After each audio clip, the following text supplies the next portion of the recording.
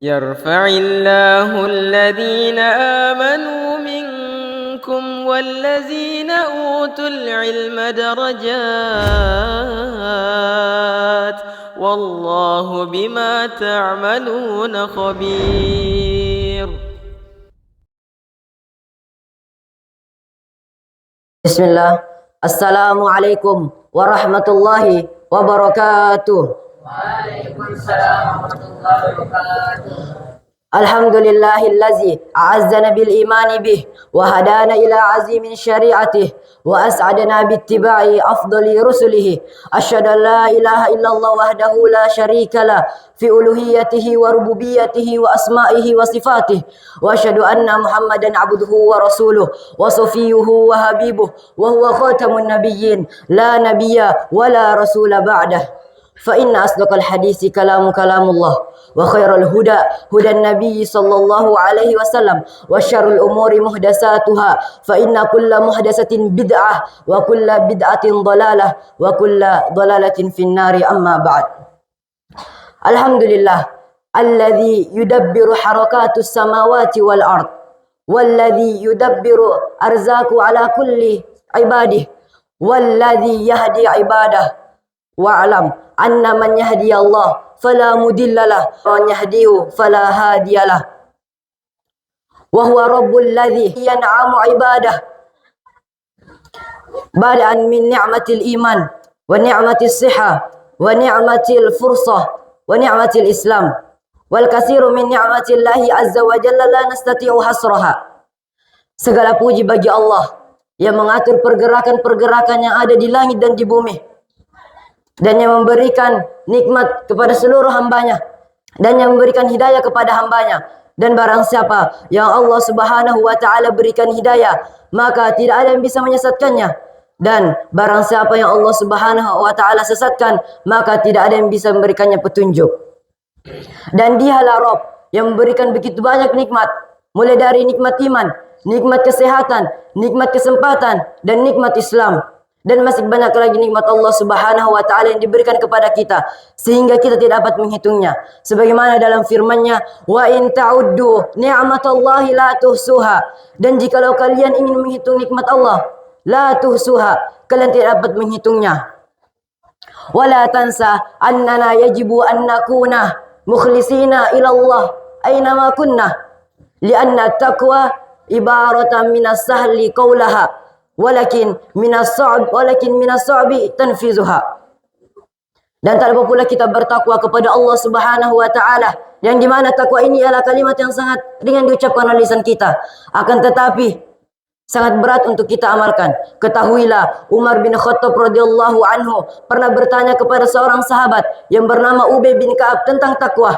Maka Ubay pun bertanya kepada Umar bin Khattab, pernahkah Anda berjalan? Pernahkah Anda berjalan di suatu tempat yang dimana tempat tersebut terdapat banyak duri? Umar bin Khattab pun menjawabnya, tentu.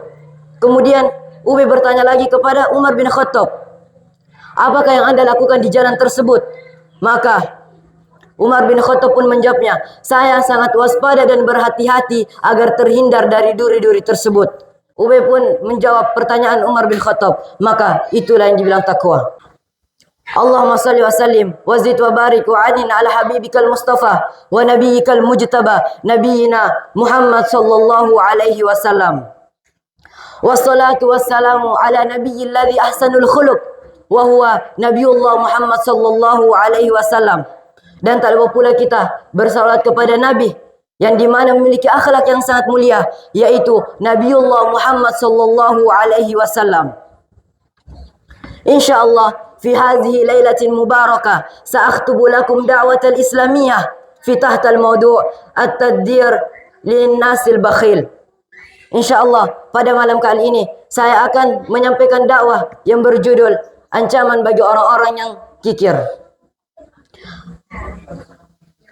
Hadirin wal hadirat rahimani wa rahimakumullahu jami'an. Anna amwal allati ladaina al-an la ma'na laha. La ma'na laha idza lam takunu barakan fiha. Walau kana amwaluna kal jibal aw kal bahar idza lam nashkuru 'alaiha wa hadhihi alamatun tadbir Wa hadhihi alamatun tadbir amwalina. Para jamaah, harta yang kita miliki sekarang tidak memiliki arti bila tidak ada keberkahan di dalamnya. Walaupun harta kita sebesar gunung dan seluas lautan, akan tetapi jika kita tidak bersyukur atasnya, maka itulah tanda-tanda Allah Subhanahu wa taala membinasakan harta kita, sebagaimana dalam firman-Nya, la in syakartum la azidannakum. Jika kalian bersyukur atas nikmat-nikmatku, kata Allah Subhanahu wa taala, la azidannakum, maka aku akan tambahkan untuk kalian. Wala in kafartum, dan jika kalian kufur atas nikmat-nikmat Allah, kata Allah Subhanahu wa taala, inna azabi lasyadid, sesungguhnya azabku sangatlah pedih. Wa annal hayatul insanul bakhil mali'atun bil qalaq. Dan para hadirin, kehidupan bagi orang-orang yang bakhil, kehidupan bagi orang-orang yang kikir diliputi dengan kegelisahan dan kesukaran. Sebagaimana dalam firman Allah Subhanahu wa taala, "Wa amma man bakhila wastagna." Maka adapun orang-orang yang bakhil dan merasa dirinya cukup, wa kadzdzaba bil husna, dan mendustakan pahala-pahala yang terbaik, fasanuyassiruhu lil usra, maka kelak kami akan memberinya jalan kesukaran. Wa ma yugni anhu maluhu idza taradda. Dan harta yang ia miliki sekarang tidak bermanfaat baginya ketika ia telah binasa. Ayyuhal hadirin, hadza huwa masirun nasul jash'ain alladzina la yaktafuna bi ni'amillah walladzina la yuriduna tasaddaq walladzina la yufakkiruna fil akharin wa yaftakhiruna bi amwalihim fahayatuhu mali'atun bil masa'ib. Ala ragmi min annahu ya'ishu ma'al kathiri minal amwal, min annahu ya'ishu ma'al amwalihi, illa anna ruhaha la takunu hadiatan wa sa'idatan abada, lianna amwal allati ladaihi laysat mubarakah. Para jamaah, inilah nasib bagi orang-orang yang bagi orang-orang yang bakhil, bagi orang-orang yang kikir dan merasa dirinya cukup dan enggan untuk menyedekahkan hartanya dan tidak memikirkan orang lain, dan dia bermegah-megahan dengan hartanya tersebut, maka hidupnya akan diliputi dengan kesukaran dan kegelisahan. Walaupun dia hidup bergelimah harta, akan tetapi jiwanya, akan tetapi hatinya tidak memiliki ketenangan dan kebahagiaan dikarenakan hartanya tidak memiliki berkah. Wa qad zakara Nabi sallallahu alaihi wasallam anna takhafu minal a'malil bakhilah. Dan sungguh Nabi sallallahu alaihi wasallam telah memperingati kita untuk takut terhadap perbuatan bakhil atau perbuatan kikir. Dari Jabir radhiyallahu anhu bahwasanya Rasulullah SAW bersabda dalam potongan hadis, wattaqus syuha, dan berhati-hatilah kalian terhadap perbuatan kikir, fa inna syuha, atau fi riwayatin akhar, fa innahu ahlaka man kana qablakum. Berhati-hatilah kalian terhadap perbuatan kikir, karena kekikiran itu yang membinasakan orang-orang sebelum kalian. Wal masyagib sayas'alullahu azza wa jalla fil akhirah ala an yakuna mas'ulan anil amwalihi allati yamlikuha.